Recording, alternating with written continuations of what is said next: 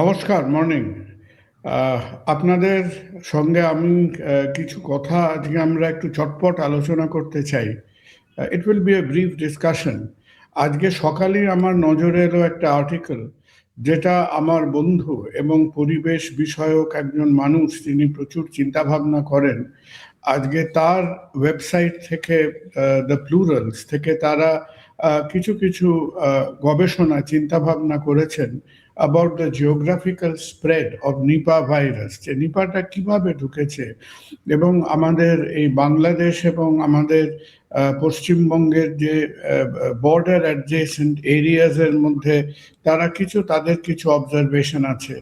তো এটা আমার মনে হয় একটা অত্যন্ত important, this is a pretty important thing to discuss. এবং জয়ন্ত, গুড মর্নিং। জয়ন্ত, খুব ভালো লাগলো তোমার আর্টিকেলটা পড়ে, কারণ it gives us some insight. তো তুমি যদি আমাদের সিনপসিসটা বলো যে what has been your observations about the geographical areas of Nipah যেখানে prevalence দেখা যাচ্ছে। Yes, Jayant, please. Dr. Sarkar, morning. Thank you for referring to the article. In fact, we need support of all of yours to propagate this kind of a different kind of media.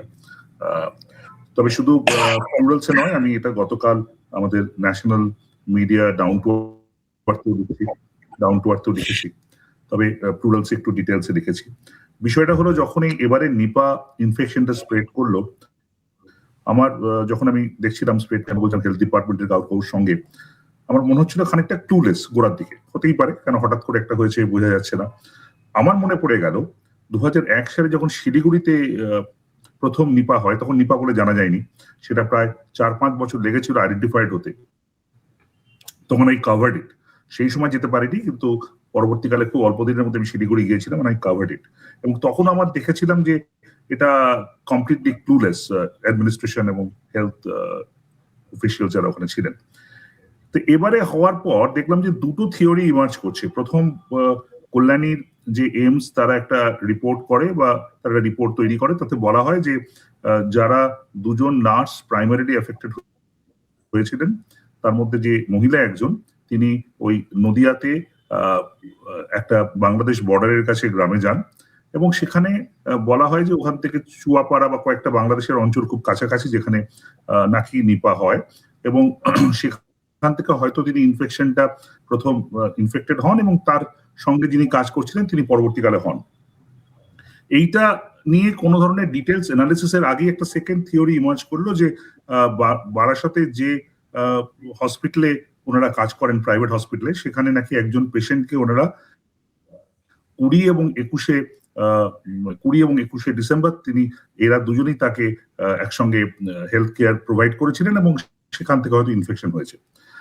আমার যেটা প্রথম ধাক্কা লাগলো doctor সরকার, সেটা হচ্ছে এত দ্রুত প্রথম থিওরিটাকে বাদ দেওয়া হচ্ছে কেন? ইজ দেয়ার এনি রিজন যে হঠাৎ করে বাংলাদেশেরটাকে প্রুভ না করেই পরেরটা হঠাৎ করে চলে যাওয়া, এবং অলমোস্ট সেটাকে আগেরটাকে নেগেট করে দেওয়া?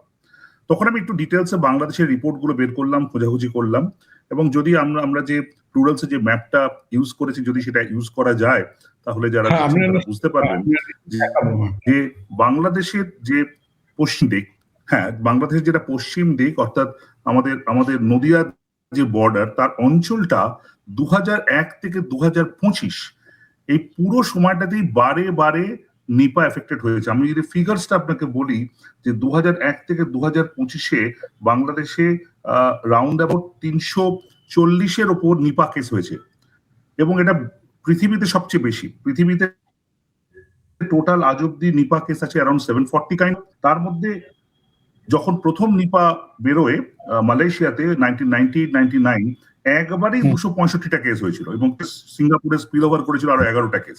তারপর কিন্তু ওদের হয়নি।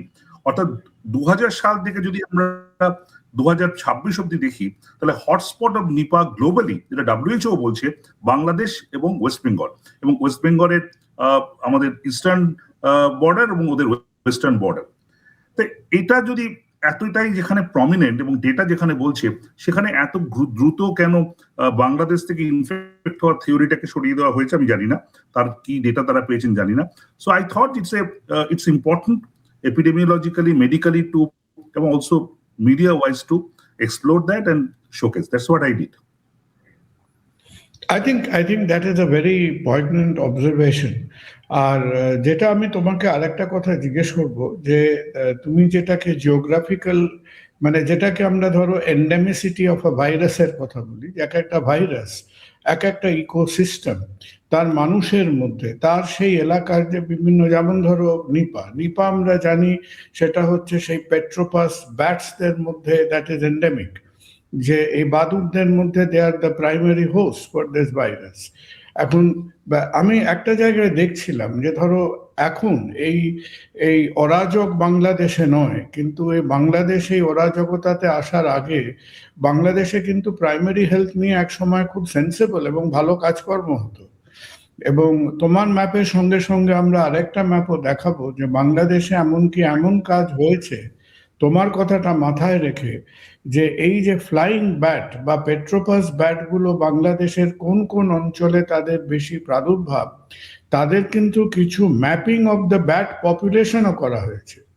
আমরা এখন মানুষকে ম্যাপ করে বেড়াচ্ছি এসআইআর করবো বলে, তারা কিন্তু এক সময় তারা বাদুড়দেরও ম্যাপ করেছে টু আন্ডারস্ট্যান্ড যে এখানটা কোথাটা আসছে। তো আই থিঙ্ক তোমরা যে কথাটা হাইলাইট করেছো from plurals, that is a very important point. তো আমরা কি এই পয়েন্টগুলোকে একটু তুলে ধরতে পারছি? কারণ তোমরা যারা আজকে এনভায়রনমেন্টাল এবং জিওগ্রাফিক্যাল ইস্যুস নিয়ে কাজ করছো, তো আমার মনে হয় this issue should be straight forward highlighted to the public health people. কারণ এখানে দেখো মানুষের অসুখ বিসুখ ইনফেক্টিভ ডিজিজ, কোভিডের থেকে আমরা মহাশিক্ষা পেয়েছি যে political boundaries does not prevent spread of disease, কখনোই ইট ডাজ নট প্রিভেন্ট। তো আমার মনে হয় তোমার যে তোমার এবং তোমাদের যে কথাবার্তা, so before I leave you Jayanta, একটা কথা জিজ্ঞেস করি যে তুমি কি দেখতে পাচ্ছ, তোমরা তো সাংবাদিকতায় আছো, তোমরা দেখতে পাচ্ছ যে আমাদের পাবলিক হেলথে যারা ইনভলভ, কারণ we are very politically influenced. So my sort of last question to you is, এই যে চিন্তা ভাবনাটা যে আমরা ভালনারেবল, আমরা দুটো গায়ে লাগা দুটো দেশ, আমাদের গায়ে লাগা মানুষ, গায়ে লাগা রাজ্য, তার একই এনভায়রনমেন্ট, তাদের ইকোসিস্টেম এক, তাদের জিওগ্রাফি এক, তাদের ভেজিটেশন এক, তাদের হিউম্যানিটি এক। সুতরাং আমরা যদি এখন একটা কনজয়েন্ট প্ল্যান অফ অ্যাকশন না নিই, তাহলে তুমি যে কথাটা বললে যে বাংলাদেশে বারে বারে কেন হচ্ছে, কারণ they are not able to get to the bottom of the problem. তাহলে ওখান থেকে এবার আমরা যদি আমাদের এখানে কিছু এন্ডেমিক ফোকাস প্রডিউস করতে শুরু করি, তাহলে আমরাও আবার এখানে হয়তো কিছুদিন ধামাচাপা থাকবে, তারপর এর প্রাদুর্ভাব দেখতে পাবো। সো তুমি কি দেখছো যে এটা নিয়ে কেউ মাথা ঘামাচ্ছে এখন? আমি দুটো তিনটে জিনিস অ্যাডিশনালি বলি, because you flagged of the point. প্রথম কথা হচ্ছে এই যে বাংলাদেশে প্রাইমারি হেলথ কেয়ার, আমি অন্য পার্টটা, you are the person to talk about it, but এই নিপার ক্ষেত্রে আমি যেটা দেখেছি that's quite interesting. Absolutely go with what you have just mention. বাংলাদেশে প্রথম কিন্তু 2001 থেকে 2011, 12, 15 অব্দি বেশ লার্জ ইনফেকশন হতো, কিন্তু 2015 পর থেকে they have taken several steps. একটা হচ্ছে তো ব্যাট ম্যাপিং করা, কোথা থেকে হচ্ছে ইনফেকশন আসা, তারপর হচ্ছে কন্টেনমেন্ট, এবং ওই একটা মেজর অ্যাওয়ারনেস প্রোগ্রাম করা যে এটা হয় কোথা থেকে। একটা হচ্ছে তো ওই যেটা আমরা খেজুরের রস বলি, মানে র খেজুরের রস বা খেজুরের রস থেকে তাড়ি যখন হয় সেটা থেকে হয়, বা ফ্রুট এফেক্টেড উইথ ব্যাট সেখান থেকে হয়। এইগুলো ওরা কিন্তু মেজর অ্যাওয়ারনেস করেছে, এবং যাতে কিনা ব্যাট ওই যখন গাছে খেজুরের রস কালেক্ট করার জন্য হাঁড়িগুলো থাকে, তাতে যাতে ব্যাট ডাইরেক্টলি না পৌঁছতে পারে তার জন্য ব্যাম্বু কাভার, এই ধরনের কিছু লোকালি ওরা ব্যবস্থা করেছে। সুতরাং এবং তার ফলেই কিন্তু বাংলাদেশে একটা কন্টেনমেন্ট হয়েছে। এখন 3টে, যেমন এবছরে সম্ভবত 4টে কেস আছে, 2024-এ 5টা কেস ছিল। সুতরাং বাংলাদেশে একটা চেষ্টা হচ্ছে, ন্যাচারালি ওরা এফেক্টেড হয়েছে বলে হচ্ছে সেটা। এবং আমি দেখছিলাম বাংলাদেশে যদি আপনি ইন্ডিয়ার মানে ওয়েস্ট বেঙ্গল বর্ডারের কাছ থেকে দেখেন, আমি কতগুলো জায়গার নাম বলি, মেহেরপুর, নওগাঁ, মানিকগঞ্জ, রাজবাড়ী, ফরিদপুর, রাজশাহী, কুষ্টিয়া, এই পুরো জায়গাটা, পুরো বেল্টটা জুড়ে কিন্তু ইনফেকশনের হিস্ট্রি আছে। এবং কোথাও কোথাও আমার মনে পড়ছে 30টার উপর ইনফেকশন হয়েছে গত 25 বছর, তার মানে কোয়াইট আ হাই ফ্রিকোয়েন্সি। এটা 1 নম্বর।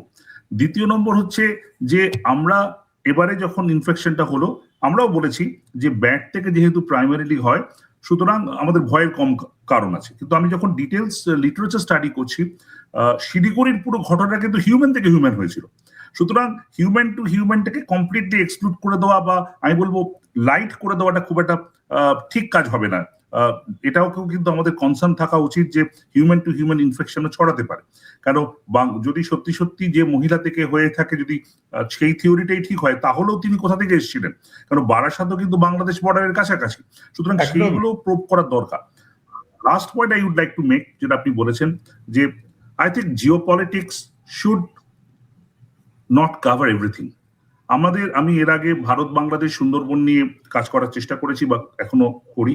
আমি খুব খুব খুব নিজে ভাবে মনে করি কাজ করতে গিয়ে, ধরুন আজকে এয়ার পলিউশন, আজকে এয়ার পলিউশনে বাংলাদেশ, ভারত এবং পাকিস্তান পৃথিবীর 1, 2, 3। এটা খুব সুখের কথা নয়, এটা খুব গর্বের কথাও নয়, কিন্তু আমাদের কোনো কাউন্টার স্ট্র্যাটেজি নেই। আমরা কোন একজন ক্রিকেটার খেলবে কি খেলবে না সে নিয়ে অনেক কথা বলি।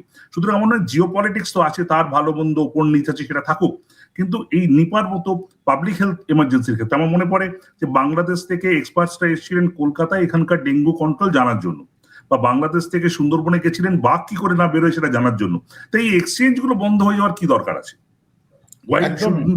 একসঙ্গে একটা স্ট্র্যাটেজি করতে কোথায় অসুবিধা? মনে হয় ইটস হাই টাইম এই নিপা আমাদের যদি কিছু শিক্ষা দিয়ে থাকে, সেই শিক্ষাটা এটাই হওয়া উচিত যে আমাদের এক্ষুনি অন্তত পাবলিক হেলথের ক্ষেত্রে নিপার মতো যেখানে যে ডিজিজে 70-75% মানুষ মারা যেতে পারেন, সেখানে কিন্তু এক্ষুনি একটা কোঅর্ডিনেটেড স্ট্র্যাটেজি নেওয়া উচিত, যেহেতু ভারত এবং বাংলাদেশের ওই পোর্শনটা, পশ্চিমবঙ্গ বাংলাদেশের ওই অঞ্চলটা পৃথিবীর মধ্যে হটস্পট। অ্যাবসলিউটলি জয়ন্ত, এবং ওয়ান্স অ্যাগেন বলবো যে শুধু একজন ডাক্তার হিসেবে না, as a very ordinary citizen, তোমরা যে এই জিনিসগুলো নিয়ে কথাবার্তা বলছো, কিছু ডিটেইলিং করেছো, তার জন্য তোমাদের ধন্যবাদ দিয়ে ছোট করব না।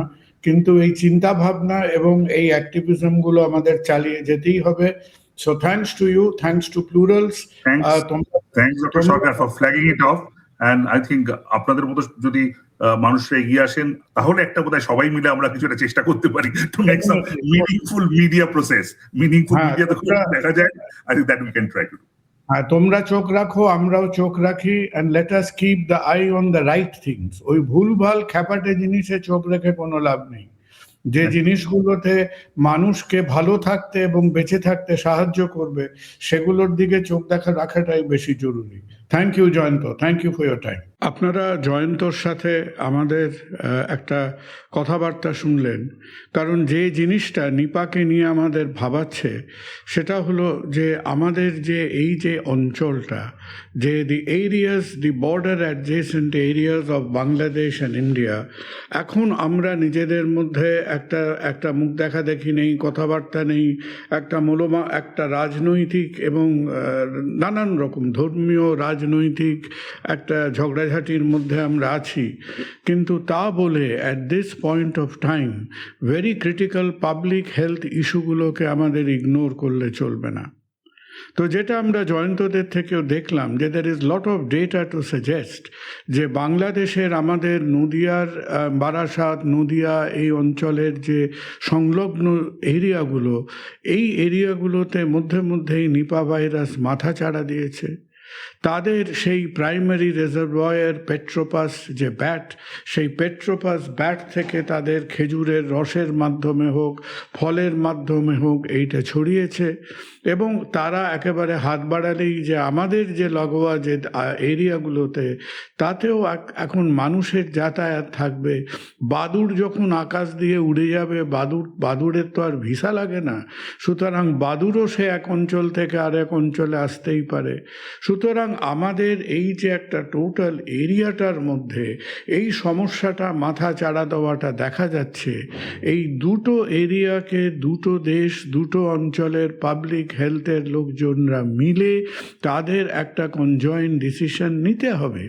কারণ বিচ্ছিন্নভাবে যদি কাজকর্ম হয়, যে একদিকে আমরা ধামাচাপা দিয়ে রাখলাম আর অন্য কিছুটা দিন হয়তো ধামাচাপা থাকলো, আবার কয়েকদিন বাদে কিছু লোক অসুস্থ হলো, now that is not a good idea at all.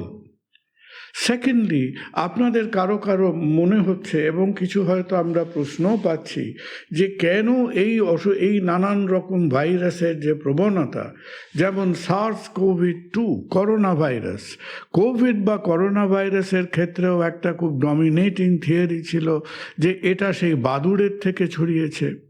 কেন বারবার আমরা বাদুড়দের থেকে অমুক ভাইরাস তমুক ভাইরাস এগুলো বারবার শুনতে পাচ্ছি?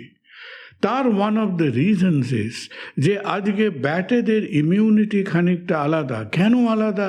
কারণ তারা কখনো গাছে ঝুলে থাকে, কখনো আকাশে উঠতে থাকে, এবং এই যে বাদুড়রা তাদের শরীরের যে এক্সপোজার টু নানান এনভায়রনমেন্টাল, সেটা পলিউশন বলুন, ইনফেকশন বলুন, ভাইরাস বলুন, ব্যাকটেরিয়া বলুন, তাতে দেখা গেছে যে ইন আ ব্যাট সিস্টেম যে বাদুড়ের শরীরের যে ইমিউনিটি সহ্য করার ক্ষমতাটা আমাদের ক্ষমতার থেকে প্রথমত অনেক বেশি, এবং দ্বিতীয়ত আজকে পেট্রোপাস বা এই ধরনের ব্যাটেদের যদি কোনো রকম ভাইরাল বা কিছু ইনফেকশন হয়, তাদের শরীর অত তাড়াতাড়ি তাতে একেবারে নাজেহাল হয়ে গিয়ে একটা সাংঘাতিক ইনফ্ল্যামেটরি রিয়াকশন প্রডিউস করলো। তাদের শরীরে অত সহজে ইনফ্ল্যামেটরি রিয়াকশন হয় না। তাহলে নাম্বার 1 হচ্ছে higher immunity in bats, number 2 হচ্ছে lower level of inflammatory reaction, আর 3 নম্বর হচ্ছে যে বাদুড়দের দেখবেন তারা সবসময় একটা গোষ্ঠীর মধ্যে, একটা গ্রুপের মধ্যে থাকে। 50টা 100টা 200টা 300টা বাদুড়, দে অলওয়েজ লিভ টুগেদার। সুতরাং একজনের মধ্যে যে ব্যাকটেরিয়াল বা ভাইরাল পপুলেশনটা আছে সেটা সহজে একজন থেকে একজনের মধ্যে ছড়িয়ে যায়। আর একটা কথা হয়তো আমাদের মনে রাখা উচিত যে আনলাইক মেনি অ্যানিমালস, এই যে বাদুড়গুলো, বিশেষ করে দ্য পেট্রোপাস স্পিসিস, এরা কিন্তু খুব সহজেই 20-30 বছর বাঁচতে পারে। তাহলে these are some of the reasons যে ভাইরাসগুলো বাদুড়দের পক্ষে ক্ষতিকর নয়, সেই ভাইরাসগুলো যখন বাদুড়দের সঙ্গে আমাদের ইকোসিস্টেমের একটা সংস্পর্শ হচ্ছে, দ্যাট টেন্ডস টু হার্ম আস, আমাদের ক্ষতি করে। এখনো অবধি এই নিপা ভাইরাসের আচার ব্যবহার যা, তাতে আমরা যারা ধরুন আমাদের যারা পাবলিক হেলথ নিয়ে মাথা ঘামান, তারা যে কোনো ইনফেকশাস ডিজিজেস R0 বা সেটাকে R0 ভ্যালু বলা হয়, সেই R0 ভ্যালুটা তারা ট্র্যাক করেন। একটা ইনফেকশনের যদি R0 ভ্যালু হয় লেস দ্যান 1, তার মানে এটা খুব সহজে ছড়াবে না, 2-1 জনের হবে, তারপর ধীরে ধীরে থেমে যাবে। এর R0 ভ্যালু যদি ইকুয়াল টু 1 হয়, তার মানে কিন্তু খানিকটা সময় একের থেকে একের উপরে ছড়াবে। আর যদি এর ভ্যালুটা আপনার মোর দ্যান 1 হয়, যেটা আমরা SARS-CoV-এর পক্ষে দেখেছিলাম যে কখনো কখনো এর R0 ভ্যালু 2-3 ছাড়িয়ে গেছিল, যে একজন মানুষের থেকে 2 জন 3 জন 4 জন ইনফেক্টেড হচ্ছে, now that is a very dangerous condition.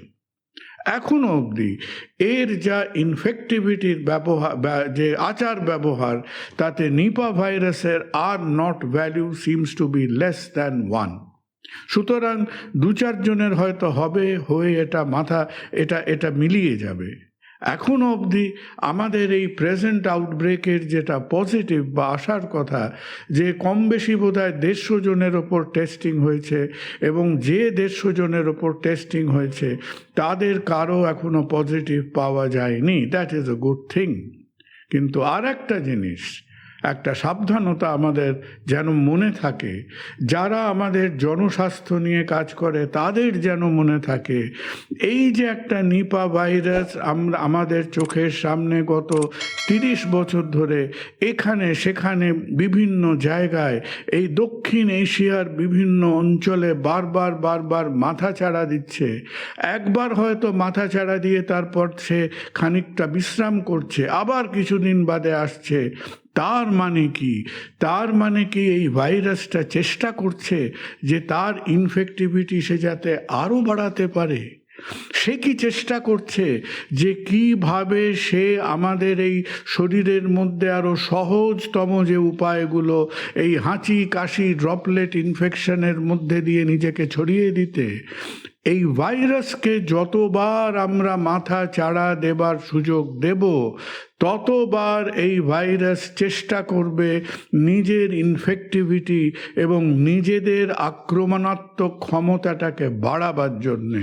সুতরাং আজকের এই আলোচনা এই কারণে করা হচ্ছে যে সেটা দেশের নাম যাই হোক, বাংলাদেশ হোক, ভারতবর্ষ হোক, যে সীমান্ত পার্শ্ববর্তী অঞ্চলগুলোয় এর প্রবণতা দেখা যাচ্ছে, দুদিকের ডাক্তাররা, পাবলিক হেলথের লোকজনরা, গভর্নমেন্টদের মিলে একটা লং টার্ম প্ল্যানিং করতে হবে যাতে আমরা এই উপদ্রবের মাথা চাড়া দেওয়াটা বার বার বার বার না দেখি। নমস্কার।